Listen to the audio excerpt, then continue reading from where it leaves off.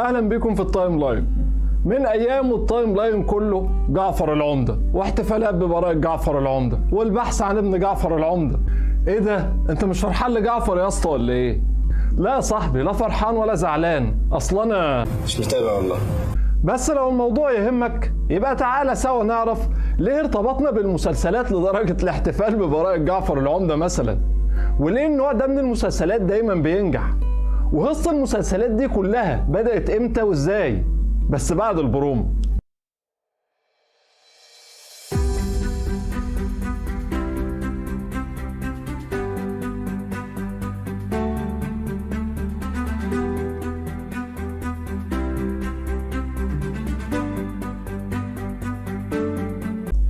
قصة المصريين مع التلفزيون بدأت مع بداية البث التلفزيوني سنة 1960، وفي فبراير سنة 1961 كان المصريين على موعد مع أول رمضان يجي بعد ظهور البث التلفزيوني. وقتها كان التلفزيون عبارة عن قناة واحدة بس. قناة واحدة بس؟ وده أعمل بيها إيه دي؟ لا، ما أنا لسه ما قلتلكش. قناة واحدة بس يبدأ إرسالها الساعة 2 بعد الظهر وتقفل ساعة مدفع الإفطار. إيه ده ثانية واحدة، يعني أنا جدي كان بيفطر من غير ما يشوف رامز؟ ازاي يا جدع؟ الله العظيم مالكش حق. ازاي؟ وبعد الفطار يبدأ الإرسال تاني الساعة 8 مساء وينتهي الإرسال الساعة 1 بعد نص الليل. أمال الناس كانت بتضيع وقتها في إيه يا اسطى؟ قصدك كانوا بيستثمروا وقتهم إزاي يا صاحبي؟ كانوا يقروا قرآن، يذاكروا، يشتغلوا، يزوروا بعض. طب أنت عارف، جنب إن ساعات الإرسال كانت محددة كان في حاجة تانية مهمة. Guess what? ما كانش فيه مسلسلات في التلفزيون أصلاً. Oh my God! طب والمسلسلات ظهرت إمتى بقى؟ أول مسلسل تلفزيوني اتذاع في يوليو سنة 1962 كان اسمه هارب من الأيام.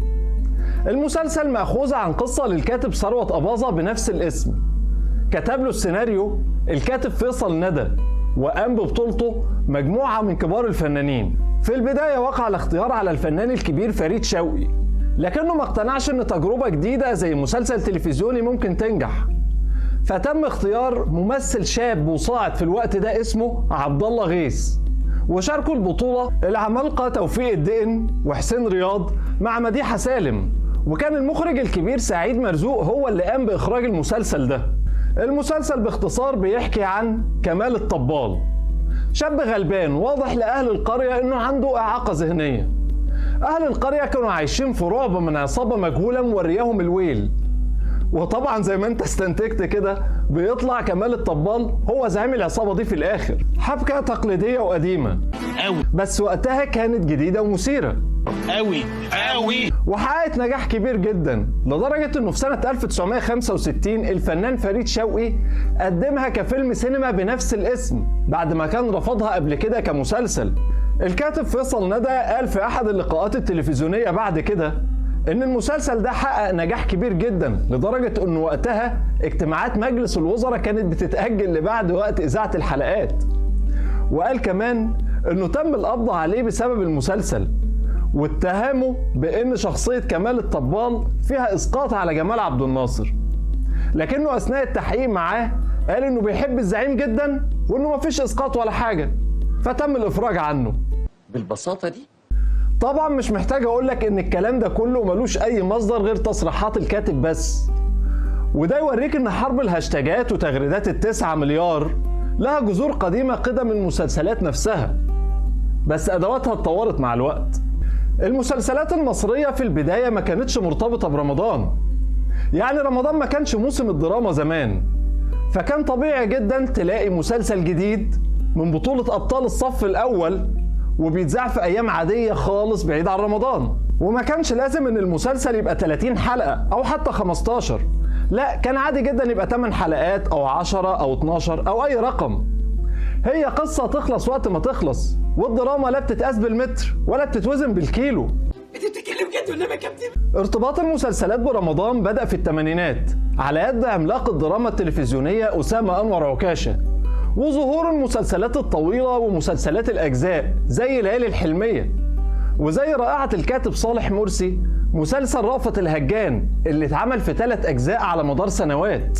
النجاحات دي رسخت فكرة الدراما الرمضانية، وقدمت أعمال رائعة زي المال والبنون، أرابيسك، لن أعيش في جلباب أبي، وغيرها من كنوز الدراما التلفزيونية. الميزة الأولى اللي كانت في أعمال الدراما في فترة الثمانينات والتسعينات كانت مفهوم الدراما الرمضانية اللي بجد كمعنى ومضمون، مش بس كموسم تتقدم فيه. لا ترجم لي. يعني كانت بتقدم قصص ومعاني ومضمون رمضاني يليق برمضان، مش فكرة إنه دراما رمضانية بتتذاع في رمضان. زي مسلسل الفتوحات الإسلامية، محمد رسول الله، عمر بن عبد العزيز، القضاء في الإسلام، عصر الأئمة، وغيرها من الروائع. الميزة التانية اللي ميزت صنعة الدراما التلفزيونية في الفترة دي التخصص. يعني مش أي كاتب يكتبها، ومش أي ممثل يمثلها، ولا أي مخرج يخرجها. وده أفرز تحف فنية بعيدة كل البعد عن الاستسهال والنحت وفكرة السبوبة والمقاولات واستغلال الموسم. لكن من وقت ما تحول رمضان إلى موسم الدراما، ومن وقت هجرة السينمائيين إلى الدراما التلفزيونية، وإحنا ركبنا الزحليقة والدراما حصلت السينما. في عدد ضخم جدا من المسلسلات، لكن أغلبها دون المستوى. وطبعا انت شايف المضمون بتاع الدراما وموضوعها ملهاش أي علاقة برمضان، بس بتنجح يا اسطى.